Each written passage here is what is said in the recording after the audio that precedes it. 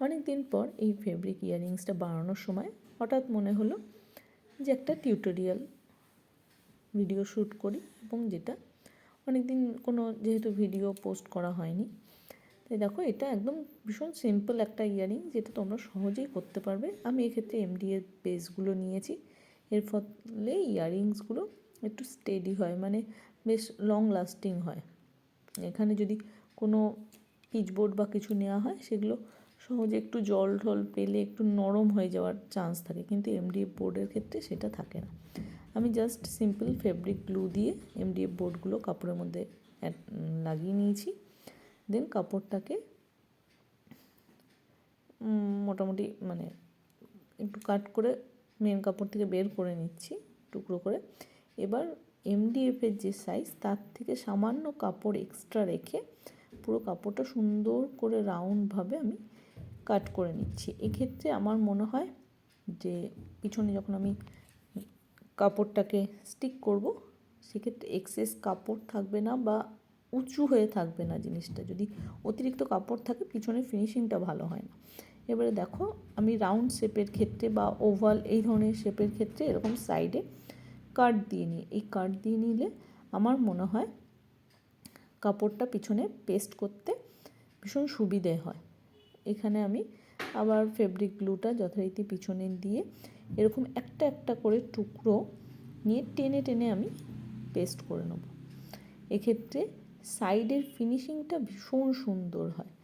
আর তোমরা তো অবশ্যই জানো যে হ্যান্ডমেড জুয়েলারি ক্ষেত্রে ফিনিশিংটা ভীষণ ম্যাটার করে, যাতে ফিনিশিংটা খুব সুন্দর হয় সেটা অবশ্যই দেখা উচিত। যার জন্য আমি এরকম কাট করে নিই, এটাকে লাগিয়ে নিই। দিয়ে দেখো সাইডটা তোমরা দেখলে বুঝতে পারবে ভীষণ সুন্দর ফিনিশিংটা হয়েছে। এইভাবে করে নিয়ে দেন আমি ঘুঙরুগুলো অ্যাড করব। এইটা বেসটা শুকিয়ে, অবশ্যই ঘুঙরু অ্যাড করার আগে বেসটা যেন একটু শুকিয়ে যায় সেটা তোমরা খেয়াল করবে। ঘন্টাখানেক রেখে দেবে বেসটাকে, শুকিয়ে যাওয়ার পর ঘুঙরু অ্যাড করবে। না হলে কি হবে, যদি আঠার ওইটা থাকে তাহলে কাপড়টা একটু নরম থাকবে, সেক্ষেত্রে ঘুঙরুগুলো ওখানে স্টিচ করতে একটু প্রবলেম হয়ে যায়। এবার আমরা দেখো ঘুঙরুটা আমি যতটা এরিয়া জুড়ে নেব, আমি নিচের দিকে হাফ পোর্শন ঘুঙরু অ্যাড করব। যতটা নেব তার হাফ হাফ করে আমি দুবারে ঘুঙরুটাকে স্টিচ করব। ওখানে একবারে দিলে আমার মনে হয় নতুনদের ক্ষেত্রে একটু প্রবলেম হবে। আমি অবশ্য অনেক দিন যাবৎ কাজ করলেও আমি এরকম দুবার তিনবার এরকম দুটো তিনটে ভাগে করেই সবসময় ঘুঙরুগুলো অ্যাড করি। সেক্ষেত্রে আমার মনে হয় ফিনিশিংটা খুব সুন্দর আসে। তোমরাও যখন করবে ট্রাই করে দেখো। এক্ষেত্রে ঘুঙরুগুলো মাঝে গ্যাপ থাকে না বা ঘুঙরুটা মানে ঝুলে যায় না। অনেক সময় দেখা যায় অনেকটা এরিয়া যদি একবারে করা হয় তাহলে স্টিচ করার পর ঘুঙরুগুলো অনেক সময় নিচে হয়তো সুতোটা দেখা যাচ্ছে, একটু ঘুঙরুগুলো ঝুলে রয়েছে, এরকম পজিশনে হয়। তো এইভাবে করলে খুব সুন্দর ফিনিশিং আসে। এইভাবে হাফ পোর্শন আমি ঘুঙরু অ্যাড করব। এইটা দেখো এইভাবেই ইয়ারিংটা মেনলি এই ঘুঙরু অ্যাড করেই করা ইয়ারিংটা। এরপরে জাস্ট পিছনে আমি এটা স্টিচ করে দেবো এবং ব্যাক ফিনিশিংটা কমপ্লিট করব।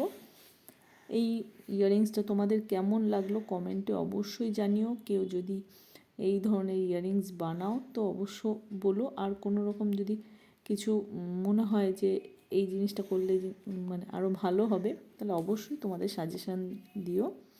এবারে জাস্ট লাস্টে যেটা মানে স্টার্ট বেসটা আমি লাগিয়ে নিচ্ছি ফেব্রিক গ্লু দিয়ে, এবং এমডিএফ বোর্ডটার থেকে সামান্য একটু ছোট সাইজের আমি কাপড় কেটে নিয়েছি, যেটা আমি পিছনে ফেব্রিক গ্লু দিয়ে লাগিয়ে দেবো। এর ফলে ব্যাগটাও খুব সুন্দর দেখতে লাগবে, এবং যেহেতু একটু ফ্রন্ট থেকে যাতে দেখা না যায় তার জন্যই আমি কাপড়টা একটু ছোট সাইজের কেটেছি, এমডিএফের থেকে সামান্য ছোট, তাহলে ফিনিশিংটা খুব সুন্দর আসে। দেখো এইভাবে তৈরি করলাম ইয়াররিংসটা। এর নেকলেসটা তোমরা নেক্সট ভিডিওতে দেখতে পাবে। কেমন হয়েছে অবশ্যই জানিও, এবং লাইক শেয়ার অবশ্যই করো, আর ভালো লাগলে পাশে থেকো। তাহলে আজকের মতো এখানেই, কেমন লাগলো জানি।